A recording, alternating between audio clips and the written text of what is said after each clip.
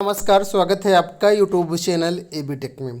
आज है 21 अगस्त 2022 और जान लेते हैं आज की महत्वपूर्ण खबरें जो आज के प्रमुख समाचार पत्रों पे छाई हुई हैं। सबसे पहली अपडेटेड लोक सेवा आयोग से आज होने वाली परीक्षा के बारे में, जो कि है एपीओ की, यानी सहायक अभियोजन अधिकारी के 44 पदों के लिए आज परीक्षा हो रही है। प्रयागराज और लखनऊ के 137 केंद्रों पर यह परीक्षा आयोजित की जाएगी। ठीक है, इस भर्ती के लिए कुल मिलाकर के 64,390 अभ्यर्थियों ने आवेदन किया है और इसकी परीक्षा आज 11 बजे से 1 बजे के बीच होनी है। वहीं पर यूपी ट्रिपल एससी की तरफ से वन्य जीव रक्षक एवं वन्य जीव रक्षक की जो परीक्षा है वो भी आज हो रही है। तो सभी छात्रों को इस परीक्षा के लिए शुभकामनाएं। बढ़ते हैं हम लोग अगली अपडेट की तरफ। यहाँ पर देखिए अपडेट है कि संविदा शिक्षकों का नवीनीकरण जल्द। प्रदेश के जो भी राजकीय विद्यालय हैं जहाँ पर एलटी ग्रेड के शिक्षक कार्यरत हैं और जो भी आश्रम पद्धति के विद्यालय हैं, तो जो भी यहाँ शिक्षक हैं इनके नवीनीकरण और नियमितीकरण की मांगों पर जल्द निर्णय होगा। राज्य कर्मचारी संयुक्त परिषद के अध्यक्ष जेएन तिवारी ने बताया कि संयुक्त परिषद का प्रतिनिधिमंडल समाज कल्याण मंत्री स्वतंत्र प्रभार असीम वरुण से मिला। उन्होंने निराकरण का आश्वासन दिया है। तो कुल मिलाकर के बात यहाँ पर ये है कि जो भी आश्रम पद्धति के विद्यालय वहाँ पर संविदा शिक्षकों का नवीनीकरण की बात की गई है और एलटी ग्रेड के तहत जो शिक्षक कार्यरत हैं जो कि संविदा पर हैं उनको यहाँ पर नियमितीकरण की मांगों पर बात चल रही है। बढ़ते हैं अगली अपडेट की तरफ। लिखा है मदरसा शिक्षक भर्ती में शासन का दखल। आप लोग जानते होंगे उत्तर प्रदेश के जो मदरसे विद्यालय हैं वहाँ पर शिक्षकों की भर्तियाँ होनी हैं।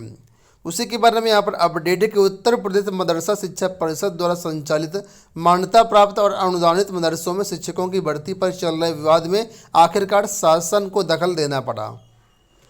इस बाबत शासन के उप सचिव शकील अहमद सिद्दीकी की ओर से परिषद के रजिस्ट्रार को एक पत्र भेजा गया है।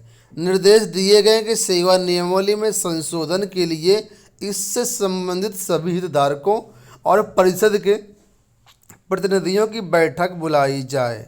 तो नियमावली में संशोधन करने के लिए जो भी लोग हैं संबंधित उन सभी की एक बैठक बुलाई गई है।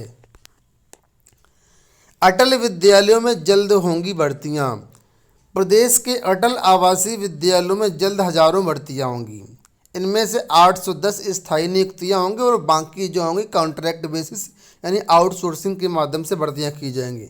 इसमें कई प्रकार के पद हैं जैसे कि प्रधानाचार्य का पद, प्रशासनिक अधिकारी का पद और शिक्षकों के पद। बाकी तमाम जो पद होंगे वो आउटसोर्सिंग से भरे जाएंगे। ये जो पद मैंने बताए ये परमानेंट जो जॉब्स होती हैं उनके माध्यम से भरे जाएंगे। राज्य सरकार ने इन पदों को भरने की स्वीकृति दे दी है। तो राज्य सरकार नवोदय विद्यालयों की तर्ज पर हर मंडल में अटल आवासीय विद्यालय खोलने जा रही है। इन स्कूलों में श्रम विभाग के पंजीकृत श्रमिकों के बच्चों को मुफ्त शिक्षा मिलेगी।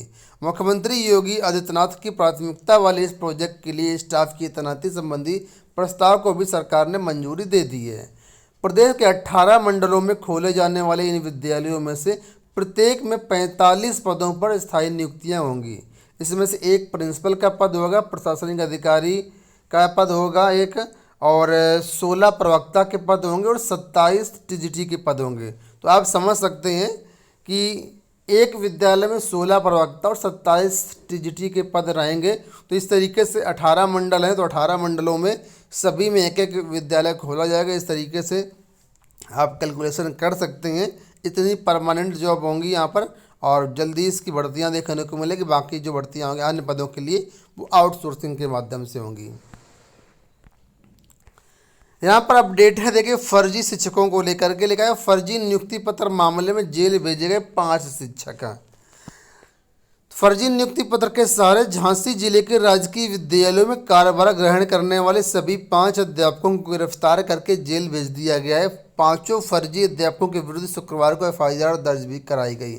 आप लोग जानते होंगे कि ये शिक्षक हैं जो झांसी में कार्यरत थे, राजकीय विद्यालय में कार्यरत थे और फर्जी नियुक्ति पत्र लगा करके वहाँ पर जॉब कर रहे थे और पेमेंट ले रहे थे। ठीक है, तो इनको जब जांच हुई तो जांच में पकड़े गए हैं। अब इनको गिरफ्तार कर लिया गया, जेल भेज दिया गया है। और इस तरीके से यहाँ पर दिया गया है कि ये जो शिक्षक हैं, ठीक है, ये केवल राजकीय विद्यालयों में ही नहीं बल्कि प्राइमरी से लेकर के हायर तक हर जगह फर्जी शिक्षक कार्यरत हैं। तो यहाँ पर देखिए लिखा है, झांसी में 5 फर्जी शिक्षक पकड़े जाने के बाद प्रदेश भर में रिकॉर्ड खंगालने जाने लगे हैं। ठीक है, और सभी जगह जांच शुरू हो गई है। और इस शिक्षक भर्ती फर्जीवाड़े में विभाग के कई बाबू भी शक के दायरे में हैं और वहाँ के प्रधानाचार्य भी शक के दायरे में हैं।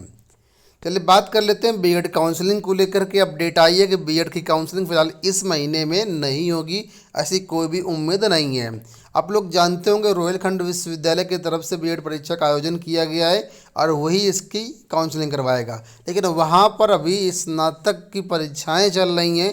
इस वजह से यहाँ पर अभी उम्मीद नहीं है कि इस महीने जो है आपकी काउंसलिंग हो पाएगी। उम्मीद है कि अगले महीने ही काउंसलिंग की स्थिति साफ हो पाएगी। तो उसी के बारे में यहाँ पर अपडेट दिया गया है कि फिलहाल सूबे के विश्वविद्यालयों की ओर से स्नातक फाइनल ईयर का परिणाम जैसे ही जारी किया जाएगा उसके बाद काउंसलिंग शुरू करा दी जाएगी। उम्मीद है कि परिणाम विश्वविद्यालय जल्द जारी करेंगे। यानी कई सारे विश्वविद्यालयों के अभी स्नातक के परिणाम भी जारी नहीं हुए, इस वजह से यहाँ पर मामला अटका हुआ है और यहाँ पर परीक्षाएँ भी अगस्त महीने में हो रही हैं। इसी वजह से यहाँ पर देरी हो रही है। सीटों की जो संख्या होगी 25 अगस्त तक पता चल जाएगी कि किस कॉलेज में किस कैटेगरी की कितनी कितनी सीटें हैं और इसी के बाद फिर काउंसलिंग शुरू होगी। बढ़ते हैं अगली अपडेट की तरफ। यहाँ पर देखिए अपडेट है स्टेट यूनिवर्सिटी को लेकर के। एक बड़ी अपडेट है कि 20,000 तक जा सकती है डीबार होने वालों की संख्या। प्रथम एवं द्वितीय वर्ष की मूल्यांकन प्रक्रिया पूरी होने के बाद साफ होगी स्थिति। इस बार रज्जू भैया विश्वविद्यालय की तरफ से सभी कॉलेजों में परीक्षा के दौरान सीसीटीवी लगाने के लिए कहा गया था, लेकिन बहुत सारे कॉलेज सीसीटीवी नहीं लगाए और लगाए भी तो एक की तरफ ही लगाए थे। दोनों तरफ से सीसीटीवी की रिकॉर्डिंग कमरे में नहीं हो रही थी। इसी वजह से जिस तरफ कैमरा फोकस नहीं कर रहा था उस तरफ से बच्चों को बोल बोल करके बोर्ड में लिखवा करके नकल करवाएगी और मामला कापी जांचने के दौरान पकड़ा गया। 9,849 अभ्यर्थी ऑलरेडी डिबार कर दिए गए और ये संख्या अभी और भी बढ़ने वाली है। आंकड़ा दिया गया करीब 20,000 छात्र यहाँ पर डिबार होंगे, यानी 1 साल के लिए डिबार किए जाएंगे। इसके बाद अगले साल फिर से ये परीक्षा में शामिल हो पाएंगे। राजस्थान जोधपुर हाईकोर्ट के फैसले को सुप्रीम कोर्ट में जो चैलेंज किया गया, देवेश शर्मा की याचिका है बीएड वर्सेस बीटीसी मामले को लेकर के। आप लोग जानते होंगे ये जो केस है 24 अगस्त को लिस्ट कर दिया गया है। कोर्ट नंबर 15 में आइटम नंबर 12 पर ये सुनवाई होनी है। जस्टिस सूर्यकांत जी और जस्टिस अनिरुद्ध बोस जी की बेंच में सुनवाई होनी है। उम्मीद लगाई जा रही है कि अंतिम सुनवाई होगी, इस दिन सारी बातें क्लियर हो जाएंगी। प्राथमिक भर्ती में बीएड रहेगा या नहीं रहेगा, सबकी निगाहें 24 तारीख को इस मामले पर लगी हुई हैं। जो कुछ भी अपडेट मिलेगी चैनल के माध्यम से आप लोगों को सारी अपडेट प्रोवाइड की जाएगी। अंत में बात कर लेते हैं वीडियो भर्ती 2018 की कट ऑफ के बारे में। आप लोग जानते होंगे पिछली बार इसका एग्ज़ाम हुआ था, हालांकि ये जो भर्ती है कैंसिल कर दी गई थी, मतलब परीक्षा कैंसिल कर दी गई थी, इसका री एग्ज़ाम होना है। तो यहाँ पर कट ऑफ का आकलन दे सकते हैं कितना कितना कट ऑफ गया था। तो अनारक्षित के लिए कट ऑफ गया था 211 अंक, एससी के लिए गया था 185 अंक, एसटी के लिए गया था 168 अंक और ओबीसी के लिए गया था 205 अंक। साथ में यहाँ पर महिलाओं की जो कट ऑफ 198 गई थी और स्वतंत्रता संग्राम सेनानी की जो आश्रित हैं उनके लिए 187 गई थी। भूतपूर्व सैनिक की 162 गई थी। विकलांग में अलग अलग कैटेगरी के लिए 167 से लेकर के 206 के बीच गई थी। ठीक है, तो यहाँ पर कट ऑफ मैंने आपको बता दिया, इसी के अनुरूप आप लोग यहाँ पर अपना समझ सकते हैं कि कितना कट ऑफ जा सकते हैं। हालांकि इस बार कट ऑफ कम ही जाने का उम्मीद लग रहा है, क्योंकि जो बहुत सारे ऐसे अभ्यर्थी हैं जो अलग अलग जगहों पर चयनित हो गए हैं और इस भर्ती में धांधली वगैरह भी हुई थी, इस वजह से कट ऑफ थोड़ा ज़्यादा गई थी। बाकी इस बार कट ऑफ कम जाने की उम्मीद है। दोस्तों ये हो गई आज की सारी सूचनाएं। इस वीडियो में इतना ही। जो भी न्यूज़ इस वीडियो में हम कवर करते हैं वो सभी की न्यूज़ और जो PDF है वो डाउनलोड कर सकते हैं हमारे टेलीग्राम चैनल से। टेलीग्राम का लिंक वीडियो के डिस्क्रिप्शन बॉक्स में दिया गया है। धन्यवाद।